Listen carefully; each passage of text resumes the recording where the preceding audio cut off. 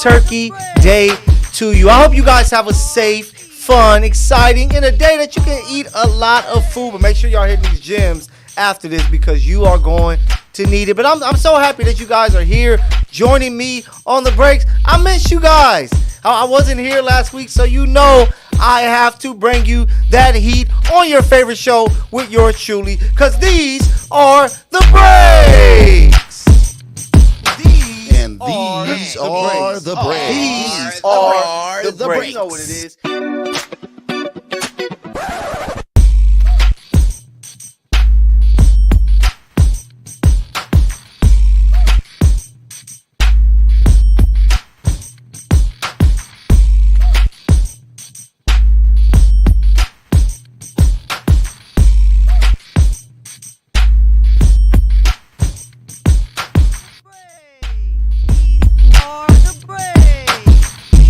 Thank you so much for being here with yours truly, Mykell Matthew, as I bring you the latest and greatest of breaking news in the sports world and around the world when it comes to entertainment, because I'm here to entertain and inform you here on Turkey Day. So you know we're going to talk about food and our favorite dishes and all that later on, but we got to start with what's real. We got to start with the NFL breakdown, because Turkey Day is where we get 3 big games, and it's going down starting real early. The Green Bay Packers visiting the Detroit Lions, coming off a big comeback win over the Chicago Bears. The Lions look for real. The Lions are playing great football in every phase of the game. That's why it was so crazy to me that the Bears were actually beating them the way that they did. But you know, great teams find ways to win, and they did exactly that. Jared Goff balling, Jahmyr Gibbs, David Montgomery. They have a team that is built to make a true run in the playoffs. And that's why I'm so excited, because the NFC is so stacked. Going into the year, we were looking at the AFC, Chiefs, Bengals, Bills, possibly the Ravens, maybe even the Browns. But we see what's happening with injuries and things like that over there. But the NFC is very top heavy. Eagles coming off a big victory Monday night versus the Chiefs, what I'm going to talk about. Then you have the 49ers, who are playing some really good football. Okay. Then the Bears, then the Lions, excuse me. But the Lions, they have a big one. It's a rivalry game to this morning. It's going to be great. Packers are looking to stay in this playoff run. They just picked up a big victory over the Chargers there in Green Bay.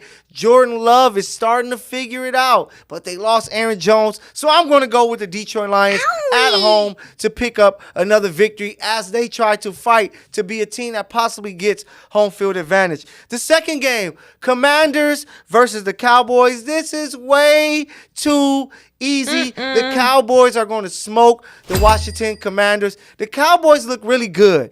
They're going to always smack on the teams that they're supposed to beat, but can they and will they do it versus the Eagles of the world, the 49ers, the Lions? Those teams, we're going to have to wait to see for that one. But against the Commanders, they're going to destroy them, blow them out, dominate them, whatever words you want to use. Cowboys, Cowboys, Cowboys. And then the last game of tonight, the 49ers at Seahawks. The Niners were able to pick up a big victory, bouncing back and smacking up the Jacksonville Jaguars. Now they're on the road, a game for first place. If the Seahawks could somehow get this victory, Geno Smith is said to be playing. They're going to be without Kenneth Walker.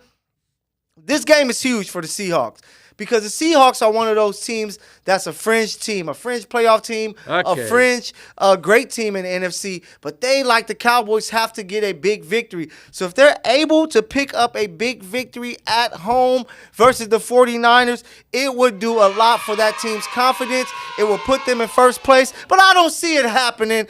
I like the Niners. That defense, McCaffrey, Brock Purdy, all the weapons that he has, it makes the game easy for him. I just don't know if I can trust the Seahawks, who just lost Sunday to the Los Angeles Rams. But it's a game. If they do somehow pick up a victory, it's going to let us know that they are going to be for real and a tough team going forward. And tomorrow, Black Friday, I know everybody's going to be out really, really late, really early. Going to be out all day Friday for some shopping. But there's more than just shopping. You got some NFL football, baby. Dolphins, Jets, the first ever Black Friday game. I hate it's this Jets team. I know we all expected for it to be Aaron Rodgers, but shout out to A-Rod because he is jogging. You know, it's so crazy that how he's moving through this injury. But hey, it's 2023. Surgeons are getting better, just like these athletes are getting better. But it's going to be Dolphins over the Jets. Sunday, we got some great football. Saints, Falcons for first place. I'm going with the Falcons at home. That's right. I'm going with the Falcons there. We got the Jags at Texans. Who would have known? This boy C.J. Stroud is for real. Tank Dell is for real. That Texans team is a team to be reckoned with. And I'm going with, can we call it an upset? I'm going with the upset. Texans at home. I got to talk to Chiefs. They got a big rivalry matchup. They play against the Raiders, who looks much better. But as long as Aiden O'Connell is a quarterback, I do not trust the Raiders beating the Chiefs. But it's all on the Chiefs. The Chiefs have looked like the best team in the NFL in the first half. Their defense is great throughout. Their offense scores early, but they only score 5 points per game when it comes to the second half. The last 4 games in the second half, they haven't even scored any points, so they have to figure it out. They should have won Monday night because MVS dropped the ball, Kelsey fumbled the ball, Mahomes interception. They doing a lot of things to hurt themselves. The Chiefs are the only team that can beat the Chiefs, and they've done it 3 times this year. That's why they're 7-3, but they're going to take care of business against the Raiders. It's a divisional game. They hear all the noise. They hear everybody talking crazy. People saying Travis Kelsey isn't focused. He has 1 foot out of the door when it comes to the NFL. They're going to prove to everybody that they're still the Chiefs. And even though they got this loss, they have 2 L's to the NFC, only 1 to the AFC. So they're still in a great position to be the team that gets home field advantage in the AFC. I'm going Chiefs. And then the Bills, Eagles. The Bills are 6-5. Eagles have only 1 loss, which is crazy. It came to the New York Jets, but I think the Eagles at home, they're a team trying to have the best record. I know Buffalo is trying to make a push, but I just don't think Buffalo has enough, and the Eagles are balling that damn well. But let's switch gears. I gave you everything NFL. Let's switch over, and let's put your backpacks on, get your notebooks out, because I'm giving you what you need. We're taking it to the college campus, baby, Breaks University, and we got a new member. In the top 4 of the playoffs is Georgia at 1, Ohio State 2, Michigan 3, and Washington at number 4. I believe they jumped Florida State because they lost Jordan Travis for the year. So let's see what they're going to look like. And then Oregon rounds it out at number 6. But Georgia, they have a matchup against Georgia Tech. They should win. Ohio State, Michigan this weekend is going to be lit. It's going to be crazy. One of those teams is going to drop from the top 4 and be out of the playoff race. Bye-bye. Washington is looking great. They got a matchup with Washington State. Florida State, let's see if they can win without Jordan Travis and beat a solid Florida team who's kind of been disappointing, but it's a rivalry game. Anything can happen. And then Oregon is at Oregon State. We know, they host Oregon State, excuse me. Oregon State is always tough. DJ there at quarterback. They are playing some solid football. So it's going to be a great game. So let's see what's going to happen after this week when it comes to the playoff race, because it could be a lot of changing in front of us. But to switch gears from college football to college hoop, we got my guy Bronny. He does pregame workouts and warm-ups for the first time with his team. It looks like he's getting closer and closer to come back. USC just picked up a victory with Boogie returning. Isaiah Collier is looking like the guy that's most likely to be the first overall pick. And if Bronny could come in and be a solid player, a lot of people see first-round pick. I saw a mock draft that had the Lakers taking him with the 25th pick. Wouldn't that be nuts and insane? But before we crown Bronny, like his pops, who is King James, we want to see him play some college hoops. He have a chance to do something that LeBron James Sr. never did in his career. And that's play in the NCAA tournament. That's win a college championship. So let's see if Bronny can get healthy, do his thing, and get on his court, because, you know, he's an added piece to that team, and he's trying to be a first-round pick. Can he possibly be a one-and-done? I don't know. I need to see it, but I believe that there's a chance there. And to keep it in college hoop, The Jayhawks, they took an L a couple nights ago against Marquette. Were able to bounce back against Tennessee. But college basketball is different, everybody. Me growing up, I remember you could follow these players' stories. You knew these guys, or most of the guys who were going to college, they were going to play. Whether they were one and done, they had bigger names. Whether they were going to play a couple years, they had these big names. Now it's hard to associate with these teams because you don't know who the hell is on the court. You have to really be locked in to college hoop, and it's just so much different. Maybe because I'm not a high school kid or a college kid that I'm not as locked in as I should be, but it's just so many changes. The free agency, quote unquote, the transfer portal makes it tough, but it's still good basketball. I tell high school kids all the time, watch more college hoop than pros, because that's going to really fine-tune you as a player, and if you're that great, you're going to be able to be a pro and do those things. But I got more for you. I need a break. You need a break. Go and sneak you a little bit of food before you get more of this here with Mykell Matthew here with the breaks.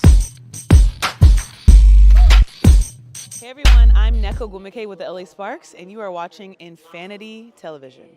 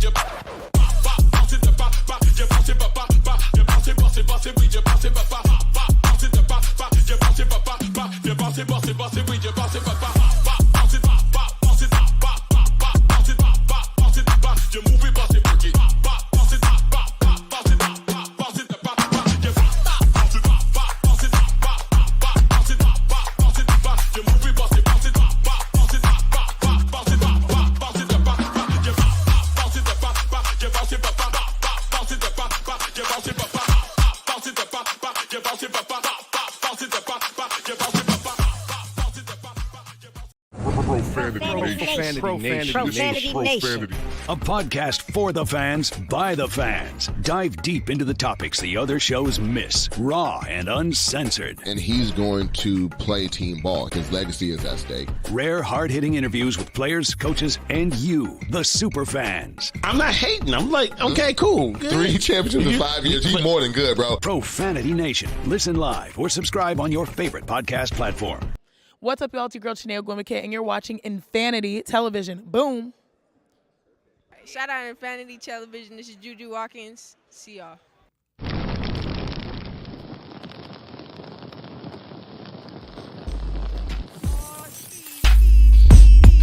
Welcome back. I hope you didn't sneak too much food. Don't get yourself caught and smacked on the hand. I know we're grown, but if those women are in the kitchen, leave them alone and make sure you watch more of me. So I got to take you from college hoops to NBA hoops because it's been so much fun so far during this regular season. And I got to give a shout out. I'm here in Los Angeles. We got to talk Los Angeles hoops. Shout out to the Clippers who was able to pick up their first victory with James Harden. Let's see, what they're going to do next. I got my eye on them. I'll be in the building checking them out. Hopefully they can pick up some more victories and, kind of make a run. Shout out to Russell Westbrook, man. I have to give him love. Like I said, I wasn't here last week to talk about it, but I got to show him love. How many MVP players do you know that would say, yo, coach, I think this will be best for the team? Winner! That meaning Russ might play 14 minutes some games, 18 minutes, 25 some games. You never know coming off the bench, but it takes a great teammate like Russ to make it happen. And Russ isn't dumb. Russ is like, I want to retire here. I was able to go to the event there in LA at Jesse Owens Park where he got the court made in his honor along with the Clippers. And he wants to be in his city. So he's like, I don't want to be moved. Whatever I got to do to help this team win and get the best out of this roster, I am willing to do. And you need guys on your team like that because now no one can make any excuses about sacrifice when a guy like Russ, who was playing really good basketball to end the season without Kawhi and PG and started off really well until this James Harden trade. So shout out to you, Russ. Shout out to the Clippers. Let's see if they can make a run. But major shout out to the Los Angeles Lakers who finished their group play 4-0 after dominating the Utah Jazz. They are balling. They're playing some good basketball, especially when it comes to the group play. You can tell that the Lakers are taking it serious.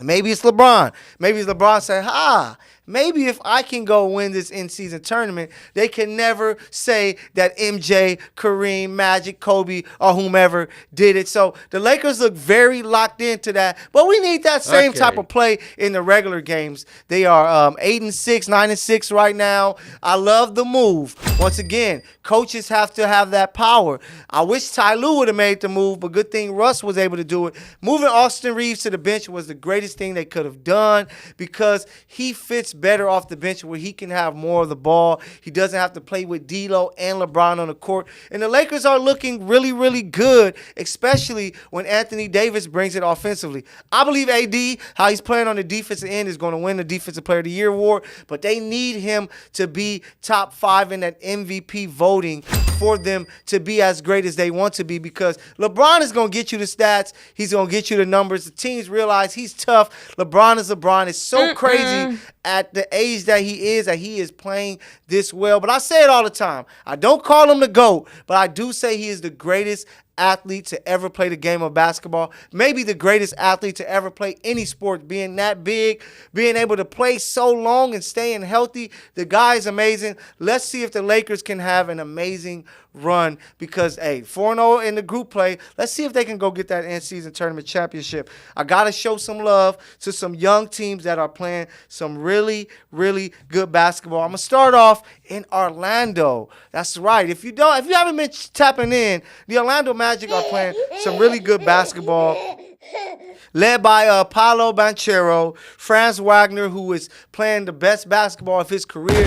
This team is just finding ways to win. Like, they go about 10 guys deep. They don't have those all-NBA first-team guys, but they got a lot of really solid players that play good basketball. 6 guys average double figures on that team with a couple guys averaging 9 points. They find a way to do it as a team, as a group, as a collective, and they're playing some really good basketball. Maybe, just maybe, a team that can possibly get into the playoffs. And, they're a team to look out for because they're playing some good hoop. Then the next team finally look like they can make some type of jump because I said it before. I'm talking about the Timberwolves, just to let you know, but I said it before.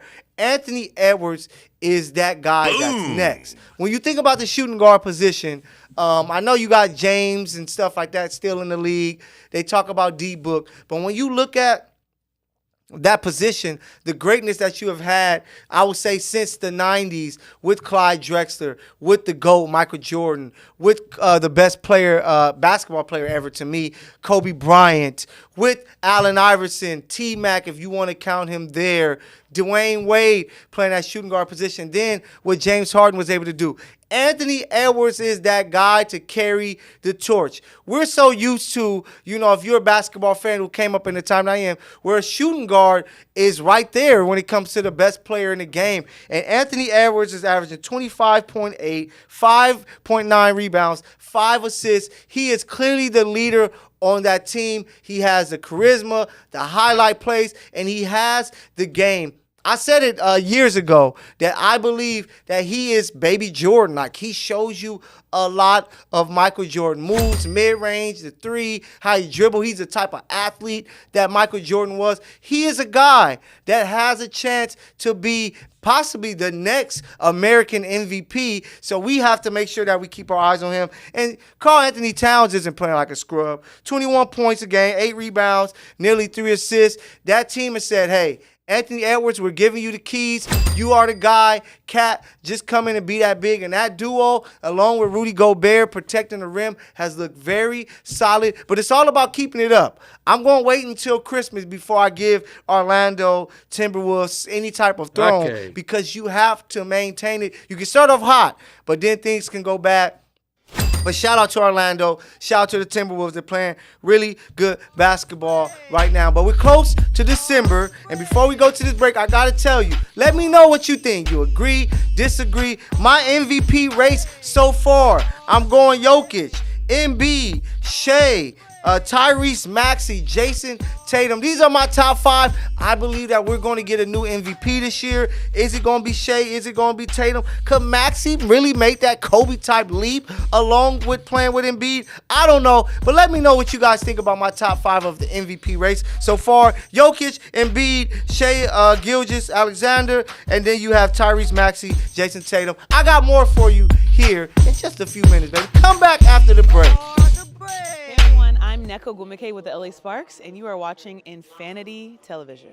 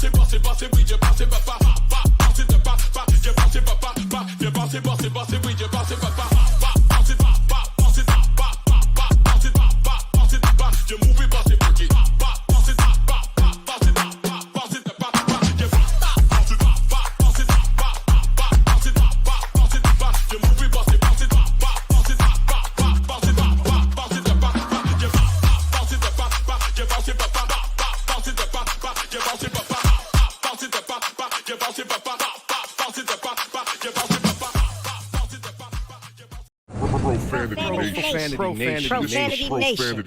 A podcast for the fans, by the fans. Dive deep into the topics the other shows miss. Raw and uncensored. And he's going to play team ball. His legacy is at stake. Rare, hard-hitting interviews with players, coaches, and you, the super fans. I'm not hating. I'm like, okay, cool. Good. 3 championships in 5 years. He's more than good, bro. Profanity Nation. Listen live or subscribe on your favorite podcast platform. What's up, y'all? It's your girl, Mykell, and you're watching Infanity Television. Boom. Shout out Infanity Television. This is Juju Watkins. See y'all.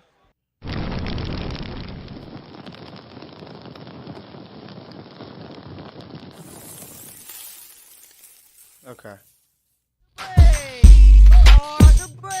Welcome back.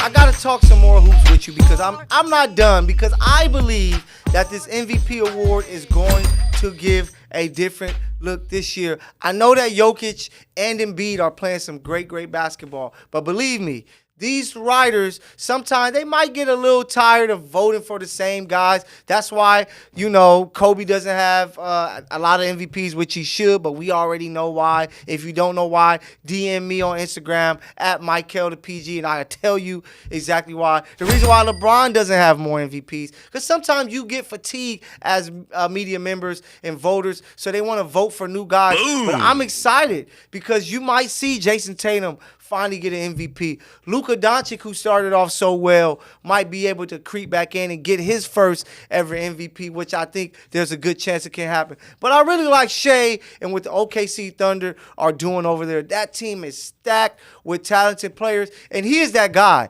He is a walking bucket. He finds ways to get buckets anyway, anyhow. And with that team, Oklahoma City is another team, along with the Magic, along with what was the other team there? With the Timberwolves, that I was like, yo, we need to keep our eyes on these guys because they mean business. But I'm really going to go all the way in with the Thunder because I believe that they are that tough. And the West is so wide open that it's going to be crazy. But the MVP award, I think we need to really look at this more than ever, because it is going to go down to the wire and it's going to be a new name, and I can't wait to see who emerges as that guy. To keep it a hoops before you break out with your boy, I have to talk about when you look at, the NBA, NFL, all these professional leagues, and you see trades and things happen. I know a couple days ago, Jrue Holiday was talking about him being traded from Milwaukee to Boston, where he's at now.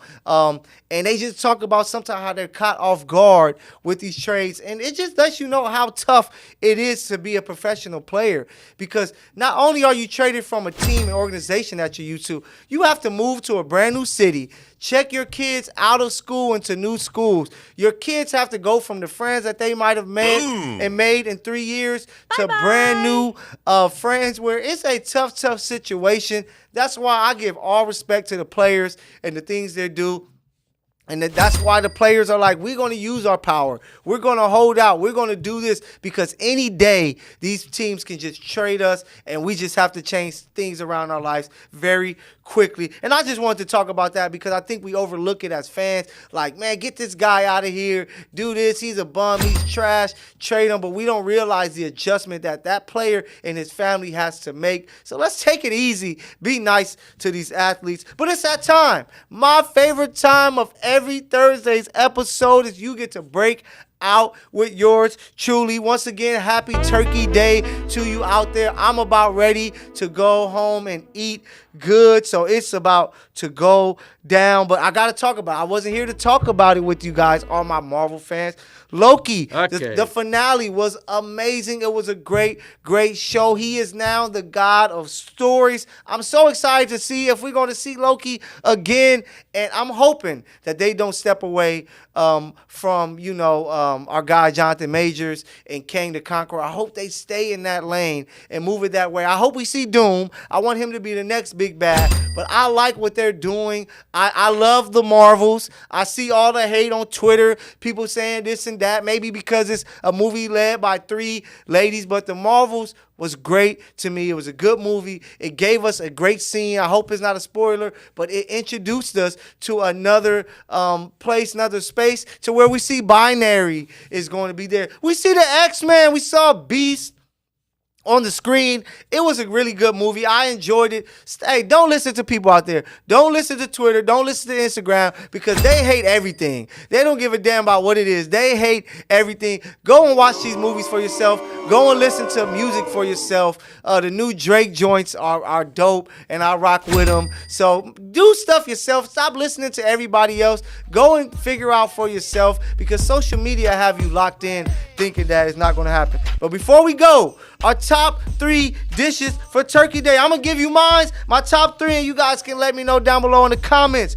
Collard greens, they have to be there. They have to be good. It's my favorite dish when it comes to Turkey Day. Mac and cheese. Make sure who's ever on the mac and cheese know what they doing, because it has to be clutch. And I could throw turkey, other dishes in there, but I'm going to go with a dessert to finish it all off. Number 3, sweet potato pie. If you got somebody that can make some fire sweet potato pie in your family, love them, hug them, cherish them today, because they are superstars. But those are my top 3 dishes when it comes to Turkey Day. Collard greens, mac and cheese, sweet potato pie. You guys let me know what you think. Speaking of those 3, I got to get out of here because I am hungry. I'm starting off with my greens, mac and cheese, maybe even sneak in some sweet potato pie, because I am starving. Happy Turkey Day, baby. See you guys next week.